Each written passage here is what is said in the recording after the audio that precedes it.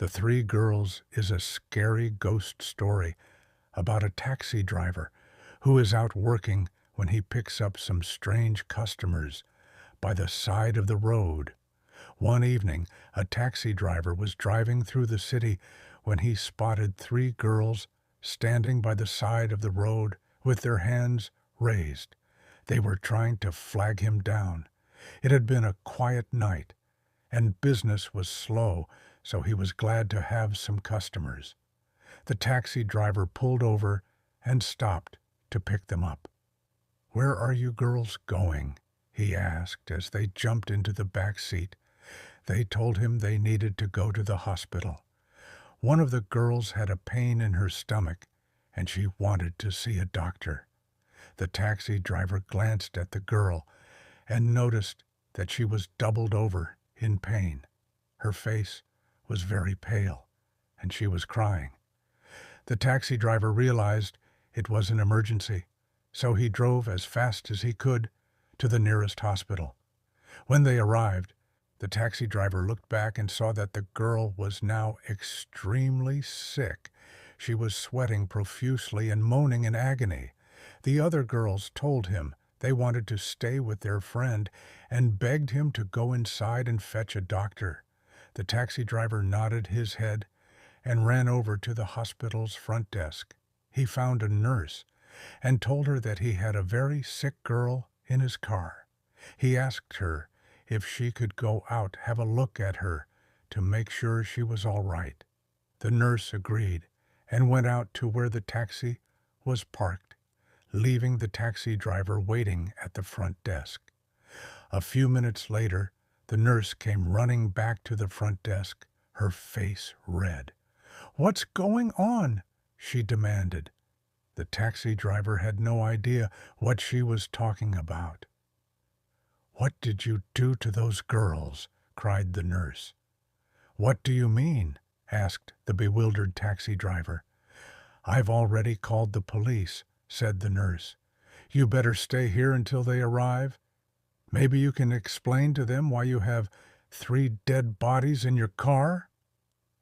According to the nurse, 3 college girls had been driving in the area when they had a terrible accident. They were trapped in the burning wreckage, and when the ambulance brought them to hospital, there was little the doctors could do for them. In spite of all their efforts, all 3 of the girls died. Their bodies had been placed in the hospital mortuary. However, the dead bodies in the taxi were unmistakably those of the 3 college girls. "What were you trying to do by stealing the bodies from our hospital?" the furious nurse demanded to know. "I assure you," replied the shaken taxi driver, "when I picked those girls up, they were very much alive." Needless to say, the place where the taxi driver picked up the girls was the exact same place where the accident had happened, and the girls were burned alive.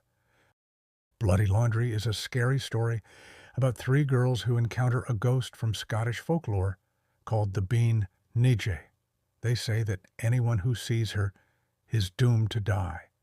It is based on a story submitted by Toddy123 and an old ghost story by Dorothy K. Haynes titled The Bean Nighe. There were 3 girls named Taylor, Susan, and Jamie. One cold winter evening, they were walking home from school together when they decided to take a shortcut through the woods. It was raining, and the girls huddled together under an umbrella. The path they took followed a crooked stream that ran through the woods. The light was quickly fading, and a fine mist settled over everything. The woods were eerily silent, and in the gloom, the branches of the trees looked like gnarled claws reaching out to grab them. All of a sudden, the girls spotted something that made them stop in their tracks. Up ahead, they saw a figure crouched at the edge of the stream. When they went closer, they realized it was a woman. She was bending over and washing her clothes in the water. The woman was creepy looking, She wore a ragged gray shawl, and her long black hair hung down over her face. The clothes she was washing were stained with blood, and the water in the stream was running red. The girls gasped in horror at the shocking sight, and they ran off, stumbling over roots and branches and tree stumps until they finally reached Jamie's house. The terrified girls told Jamie's mother what they had seen. "That sounds like the being Nighe," Jamie's mother said. "My grandparents told me about her when I was just a child. They say she washes the funeral shrouds of those who are about to die. It's an omen of death." "What?" cried Jamie. "If you see her, does it mean you're going to die?" "I don't know," her mother replied. "All I know is that it's bad luck to set eyes on her." The three girls flew into a panic, and Jamie's mother tried to calm them down. "The bean Nighe is just an old ghost story," she said. "She's not real. It's nothing but an old superstition. Years ago, people used to believe in it, but not nowadays. I'm sure what you saw was just some poor old woman who can't afford a washing machine." Despite what Jamie's mother said, the girls were still nervous. Taylor decided to go home, and Susan decided to spend the night at Jamie's house to keep her company. That night, the wind rose up and a heavy snow began to fall.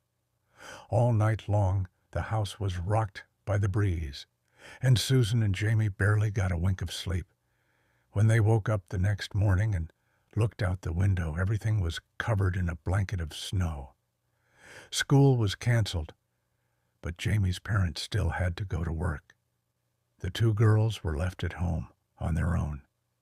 Shortly after breakfast, they tried to give Taylor a call and invite her over, but when they called her mobile, there was no answer. Susan and Jamie were worried, so they went over to Taylor's house and knocked on the door. Taylor's mother answered the door. Her eyes were red, and her face was streaked with tears. "Taylor didn't come home last night," she sobbed. "The police searched the woods this morning, and they found her, or what was left of her. She had been chopped up into pieces, and her body parts were floating in the stream."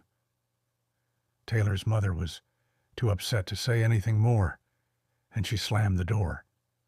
Susan and Jamie were scared, out of their wits. It seemed as if the legend about the bean Nighe was coming true. They raced back to Jamie's house, and they were afraid to go outside for the rest of the day. They sat together in Jamie's bedroom, talking about Taylor and trying to convince themselves it was just a coincidence.